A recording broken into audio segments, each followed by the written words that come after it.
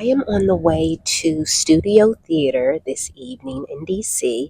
We're going to go see a play called Wipeout. It's an original play, not based on like a book or a movie. I'll give you more details about the cast and the writers, but right now I am in my Uber, like 15 minutes away, if that. It is thunderstorming outside, so I know what you're thinking. Why didn't you just curl up, watch Harry Potter, do this later? Because the tickets were $90, and I'm trying to keep promises to myself, you know what I mean? Anyway, I'm going to tell you more about this endeavor. This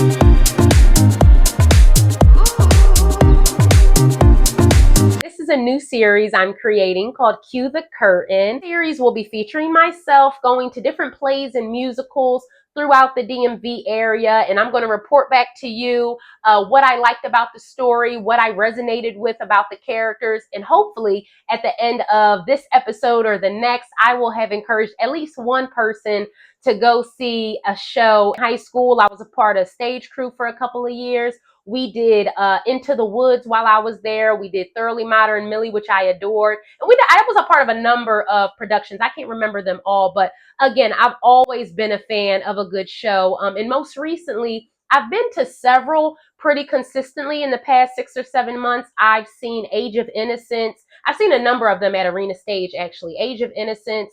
I've seen American Prophet. I've seen The Other Americans.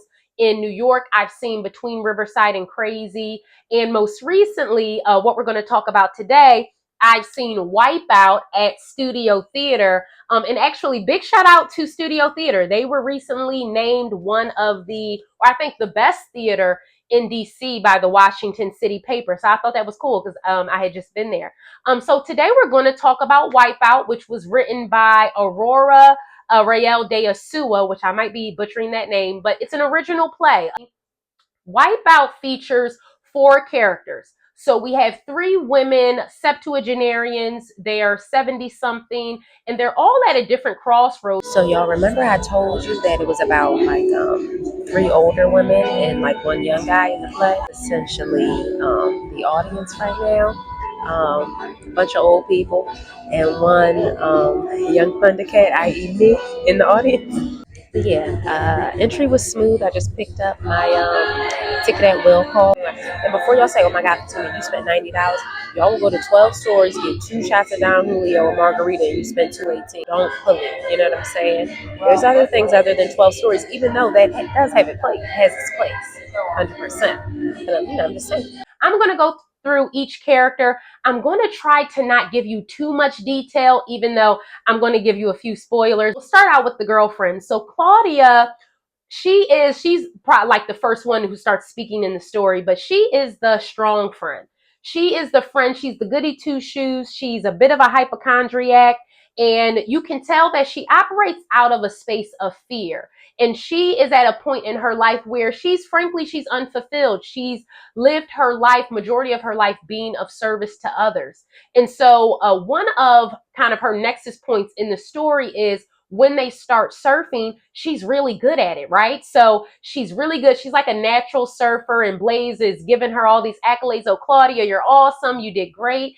And she's really excited about that. And she was like, wow, I've never felt anything like that before. But then it saddens her because she tells Wynn, I was so good at surfing, good at surfing naturally. I wonder what else I could have been good at had I just had the courage to try.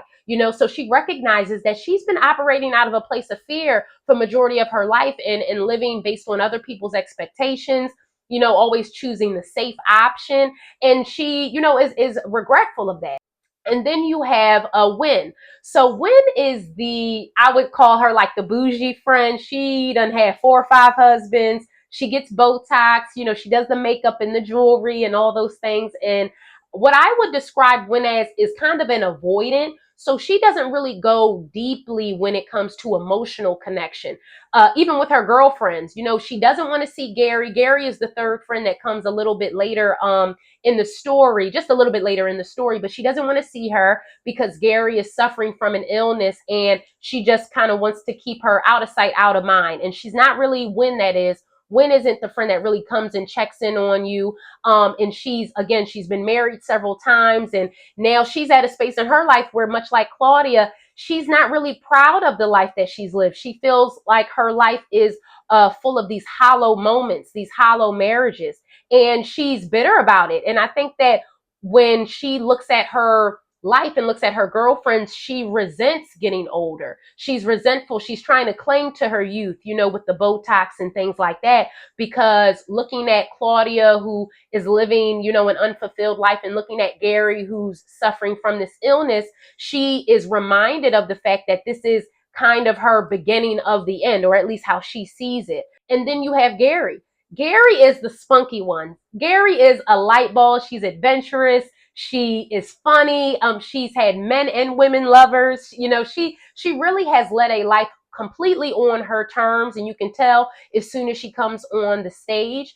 And unfortunately, and this is a big spoiler, she is suffering with dementia. It begs the question that, you could have this life that you have led solely on your terms. She was the main character, or is the main character of her life and of her story, and wasn't afraid to take chances.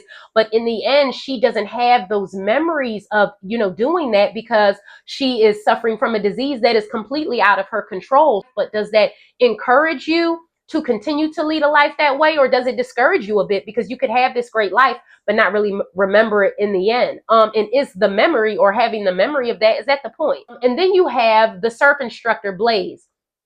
And again, Blaze, I think, is like a mirror to all of these women, because he's only 19 years old, and he, of course, has his whole life ahead of him. So his story is that he's 19, he wants to travel the world, he wants to be with his dad at his dad's surf shop, but he's taking care of his mother, and he's staying close by so that he can help her out. And I think it was Wynn who said, you don't have all this time that you think you do. These years go by fast, and before you start out your adulthood being of service to others, even if it is your mom would want you to live your life. She would, want to go after the things that you want to go after, so that when you're her age, or you're our age, you can look back and say, wow, I lived a full life, a life that was solely on my terms.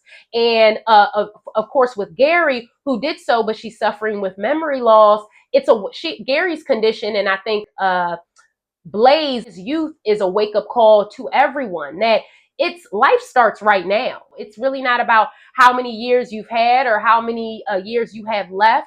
So I really resonated, honestly, with each of the characters. I can be adventurous, I can be fearful and talk myself out of things, and I can sometimes get into a space where you don't want to go emotionally deep, or you don't want to be confronted with chaos or things that are going bad in your life. But I think there's an opportunity there, right? There's an opportunity when you go deep, when you cut out the fear and you cut out the noise, and again, choose yourself and live a life not based on materialistic things or other people's desires for you. Live a life that you want to lead. I think that, all of us, we would all be better for that if we just lived the life that we wanted to lead, right? And be the main character of our story. So that was the Wipeout play. Again, the major spoilers, okay, but I hope that I gave you enough, but not too much. And I hope that this has encouraged you to go see the show. I wanted to quickly shout out the characters in the play. So Claudia was played by Naomi Jacobson. Wynn was played by Delissa Reynolds, and Gary was played by Catherine Cortez.